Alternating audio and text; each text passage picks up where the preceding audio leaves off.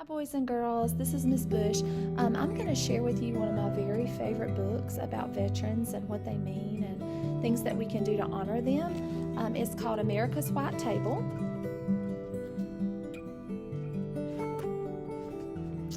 It was just a little white table, but it brought tears of pride to my Uncle John's eyes the Veterans Day he came for dinner and stood by it, set for one person even though nobody would be eating at it.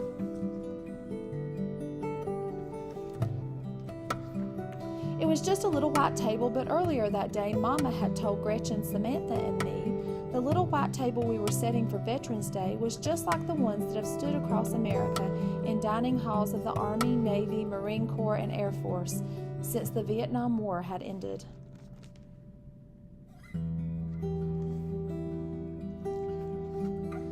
The tables honor the men and women who served in America's armed forces, especially those missing in action, our MIAs, and those held prisoners of war, our POWs. It was just a little white table, but it felt as big as America when we helped Mama put each item on it, and she told us why it was so important. We use a small table, girls, she explained first, to show one soldier's lonely battle against many. We cover it with a white cloth to honor a soldier's pure heart when he answers his country's call to duty. We place a lemon slice and grains of salt on a plate to show a captive soldier's bitter fate and the tears of families waiting for loved ones to return, she continued. We put an empty chair to the table for the missing soldiers who are not here.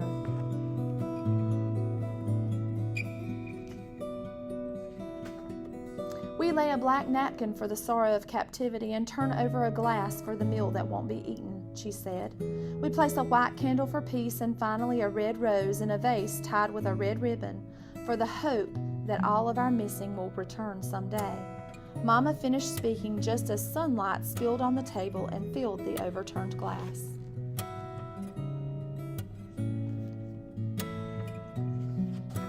It was just a little white table, but it suddenly made me want to burst with a feeling I couldn't explain when Mama told us just how much our setting the white table would mean to Uncle John that night. Then she told us something we didn't know. Our Uncle John, who gave us big bear hugs and spun us in the airplane twirls and called me his Katie girl, was a prisoner of war in Vietnam before we were born. It was just a little white table, but it gave us the courage to ask Mama what happened to Uncle John in Vietnam, and she quietly told us his story. When Uncle John served in Vietnam, he was sent on a rescue mission, and his helicopter was shot down behind enemy lines, she said.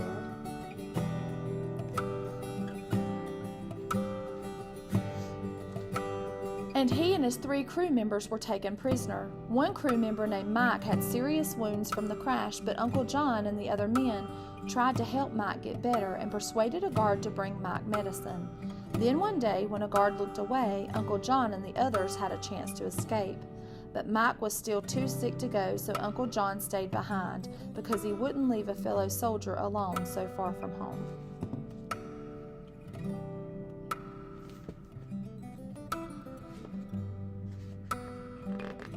But how did Uncle John get free, we asked Mama.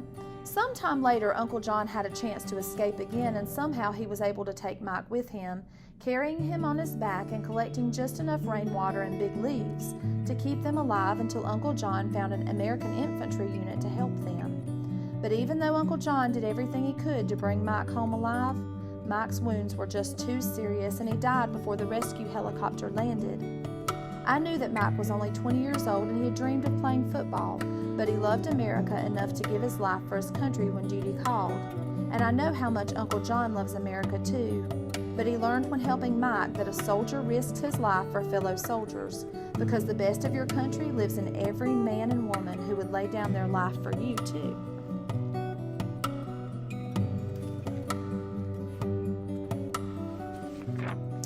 It was just a little white table, but it needed words of gratitude like Mama's Thanksgiving meal.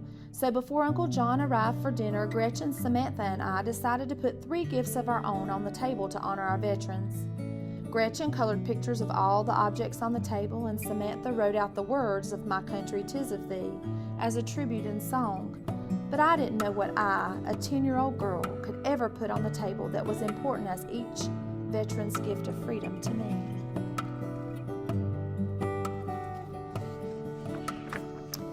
was just a little white table, but I looked at it all dinner long, and in the quiet inside me, I could almost hear the silent soldiers of the empty chair saying, "Remember us, please. We are real people like your Uncle John and Mike, who left families and friends, homes and dreams of our own to protect your birthright of liberty from disappearing as easily as sunlight from a glass."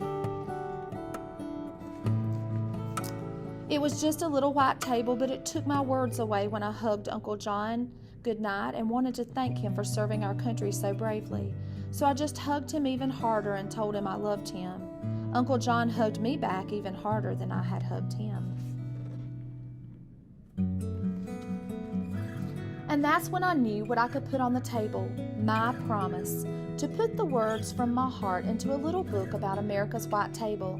And in the book, I'd use Gretchen's pictures and Samantha's song and Mama's story about Uncle John and his friend Mike, because I hoped that everyone who read it would set a white table on Veterans Day too, so the brave Americans the little table honors won't ever feel forgotten by the country they love so much.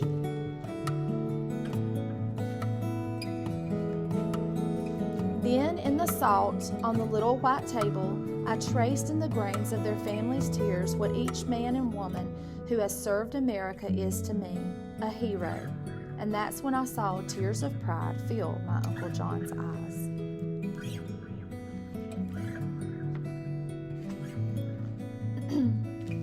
So guys, if you ever go to maybe Chick-fil-A, a lot of Chick-fil-A set a white table around Veterans Day, and you can see it there inside their restaurant. There are other restaurants that also do the same thing, and we are going to have one set up at the front of our school. We'll have a white table here at EP Todd to honor all of our veterans.